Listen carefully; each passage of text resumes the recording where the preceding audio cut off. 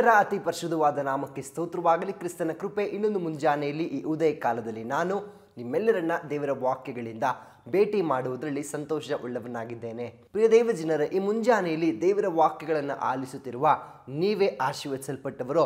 ಇವತ್ತು ಒಂದು ವೇಳೆ ಏನಾದರೂ ನಿಮ್ಮ ಜೀವಿತದಲ್ಲಿ ಏನಪ್ಪ ನನ್ನ ಜೀವಿತ ಹೀಗಿದೆ, ಏನಪ್ಪ ನನ್ನ ಜೀವಿತದಲ್ಲಿ ಕಾರ್ಯಗಳು ಹೀಗೆಲ್ಲ ನಡೀತಾ ಇದೆ, ಆ ದೇವರು ನನ್ನ ಜೀವಿತದಲ್ಲಿ ಅದೆಂತಹ ವಿಧಿ ಬರೆದ್ಬಿಟ್ಟಿದ್ದಾನೋ, ಎಲ್ಲವೂ ಹೀಗೆ ಆಗ್ತಾ ಇದೆ, ಒಂದು ಒಳಿತಾದ ಕಾರ್ಯಗಳಿಲ್ಲ, ಒಂದು ಆಶೀರ್ವಾದದ ಸಂಗತಿ ಇಲ್ಲ ಅಂತ ಅನೇಕ ಪ್ರಕಾರವಾದ ಪ್ರಶ್ನೆಗಳಲ್ಲಿ ಹಾದು ಹೋಗ್ತಾ ಇದ್ದೀರಾ. ಪ್ರಿಯ ದೇವ ಜನರೇ, ವಾಕ್ಯ ಇವತ್ತು ನಿಮ್ಮನ್ನು ನೋಡಿಯೇ ಬಲಪಡಿಸ್ತಾ ಇದೆ. ಕೀರ್ತನೆ 119ನೇ ಅಧ್ಯಾಯದ 39ನೇ ವಚನದಲ್ಲಿ ನಿನ್ನ ವಿಧಿಗಳು ಹಿತಕರವಾಗಿವೆ.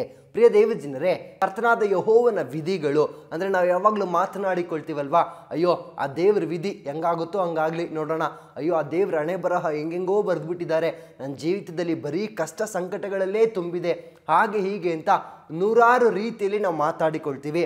ಆದರೆ ನಿಜವಾಗಿ ವಾಕ್ಯ ಏನು ಹೇಳ್ಕೊಡ್ತಾ ಇದೆ ಗೊತ್ತಾ? ಆತನ ವಿಧಿಗಳಿದೆ ಇಲ್ಲ ಅಂದರೆ ದೇವರು ನಿಮ್ಮ ಕುರಿತಾಗಿ ನನ್ನ ಕುರಿತಾಗಿ ಬರೆಯುವಂಥ ವಿಧಿಗಳು, ನಮ್ಮ ಜೀವಿತದ ನಿರ್ಣಯಗಳಿದೆ ಅಲ್ಲ, ಅದೆಲ್ಲವೂ ಹಿತಕರವಾಗಿದೆ. ಎಷ್ಟು ಜನ ನಂಬ್ತೀರಾ?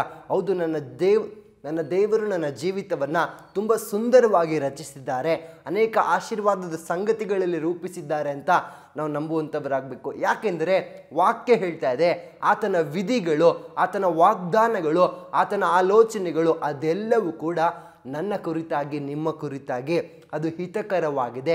ಅಂದರೆ ನಮಗೆ ಒಳಿತನ ಮಾಡುವಂಥದ್ದು. ಎಂದಿಗೂ ಕೂಡ ದೇವರ ವಿಧಿಗಳು, ದೇವರ ಕಾರ್ಯಗಳು ನಮ್ಮ ಜೀವಿತದಲ್ಲಿ ಕೆಟ್ಟ ಸಂಗತಿಗಳನ್ನು ಬರಮಾಡುವುದಿಲ್ಲ. ಪ್ರಿಯ ದೇವ ಜನರೇ, ನಾವು ಯೋಚಿಸ್ತೀವಿ ಅಷ್ಟೇ, ಅಯ್ಯೋ ಆ ದೇವರೇ ನನ್ನನ್ನು ನೋಡ್ತಾ ಇಲ್ವಾ, ಕಣ್ ತೆಗಿತಾ ಇಲ್ವಾ, ಹಾಗೆ ಹೀಗೆ ಅಂತ. ಇಲ್ಲ, ಆತನ ವಿಧಿಗಳಿದೆ ಅಲ್ಲ, ನಿಮ್ಮ ಕುರಿತಾಗಿ ಆತನು ಮಾಡಿಕೊಳ್ಳುವ ಆಲೋಚನೆಗಳಿದೆ ಅಲ್ಲ, ನಿಮ್ಮ ಕುರಿತಾಗಿ ಆತನು ರೂಪಿಸುವಂಥ ಚಿಂತನೆಗಳಿದೆ ಅಲ್ಲ, ಅದೆಲ್ಲವೂ ಕೂಡ ಹಿತಕರವಾಗಿದೆ, ಆಶೀರ್ವಾದಕರವಾಗಿದೆ. ಪ್ರಿಯ ದೇವ ಜನರೇ, ಹಾಗಾಗಿ ಈ ಮುಂಜಾನೆಯಲ್ಲಿ ಯಾವ ಕಾರ್ಯಗಳಲ್ಲಿ ನೀವು ಹಾದು ಹೋಗ್ತಾ ಇದ್ದೀರೋ ಅದನ್ನು ಒಪ್ಪಿಸಿಕೊಟ್ಟು ದೇವರಿಗೆ ಹೇಳ್ರಿ, ದೇವರೇ ಅಪ್ಪ, ಈ ನನ್ನ ಜೀವಿತದಲ್ಲಿ ಕರ್ತನೆ, ಈ ವಿಷಯದಲ್ಲಿ, ಈ ಕಾರ್ಯದಲ್ಲಿ, ಈ ಸಂಗತಿಯಲ್ಲಿ ಅಪ್ಪ ಬಹಳವಾಗಿ ನಾನು ಕಷ್ಟ ಅನುಭವಿಸ್ತಾ ಇದ್ದೀನಿ, ಬಹಳವಾಗಿ ನಾನು ಅವಮಾನಗಳನ್ನು ಅನುಭವಿಸ್ತಾ ಇದ್ದೀನಿ, ಈ ವಿಷಯದಲ್ಲಿ ನಿನ್ನ ಚಿತ್ತದಂತೆ ನಡೆಯಲಿ ಅಂತ ಒಪ್ಪಿಸ್ಕೊಡ್ರಿ, ನಿನ್ನ ವಿಧಿಯಂತೆ ನಡೆಯಲಿ ಅಂತ ಒಪ್ಪಿಸ್ಕೊಡ್ರಿ. ಆತನ ವಿಧಿ ಅದು ಹಿತಕರವಾದದ್ದು. ನಿಮ್ಮ ಎಲ್ಲ ಕಷ್ಟ ಸಂಕಟಗಳ ಕಾರ್ಯಗಳಲ್ಲಿ ಆತನ ಚಿತ್ತವನ್ನು ನೀವು ಬರಮಾಡುವುದಾದರೆ ಆತನ ಚಿತ್ತ ಅದು ನಮ್ಮನ್ನು ಆಶೀರ್ವಾದಕರವಾಗಿ ನಡೆಸುವಂಥದ್ದಾಗ್ತದೆ. ನಂಬಿಕೆ ಇದೆಯಾ? ನಾವು ಪ್ರಾರ್ಥನೆ ಮಾಡಿಕೊಳ್ಳೋಣವೇ? ಕರ್ತನಾದ ಯೆಹೋವನೇ, ನಿಮಗೆ ಸ್ತೋತ್ರಪ್ಪ. ನಿನ್ನ ವಚನ ಪ್ರಿಯ ಮಕ್ಕಳೊಟ್ಟಿಗೆ ಹೀಗೆ ಮಾತನಾಡೋದಕ್ಕಾಗಿ ವಂದನೆ. ಹೌದು ಅಪ್ಪ, ನಿನ್ನ ವಿಧಿಗಳು ಅದು ಹಿತಕರವಾಗಿದೆ ಅನ್ನುವ ಪ್ರಕಾರ ಪ್ರಿಯ ಮಕ್ಕಳನ್ನು ಆಶೀರ್ವದಿಸಿ, ಅವರ ಜೀವಿತದಲ್ಲಿ ಅವರು ಅನುಭವಿಸಿರುವಂಥ ಎಲ್ಲ ಕಷ್ಟ ಸಂಕಟ ಅವಮಾನಗಳಿಂದ ಅವ್ರನ್ನ ಬಿಡಿಸು.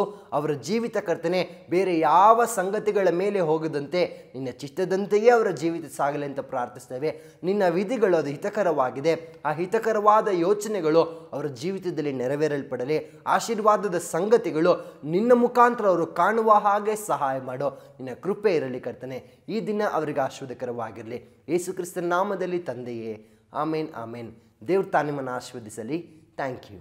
ಬೇಕಾದ ಸ್ಥಳ God's grace prayer hall, Sunkadakatte, Magadi ಮುಖ್ಯ ರಸ್ತೆ, ಬೆಂಗಳೂರು 560091. ಗೂಗಲ್ ಮ್ಯಾಪ್ಸ್ ನಲ್ಲೂ ಕೂಡ ಗಾಡ್ಸ್ ಗ್ರೇಸ್ ಪ್ರೇಯರ್ ಹಾಲ್ ಎಂದು ನೀವು ಸರ್ಚ್ ಮಾಡಬಹುದು. Further details and prayer support, contact Word to World Ministries, Bangalore. Phone 9008725814, 9008725815. God bless you.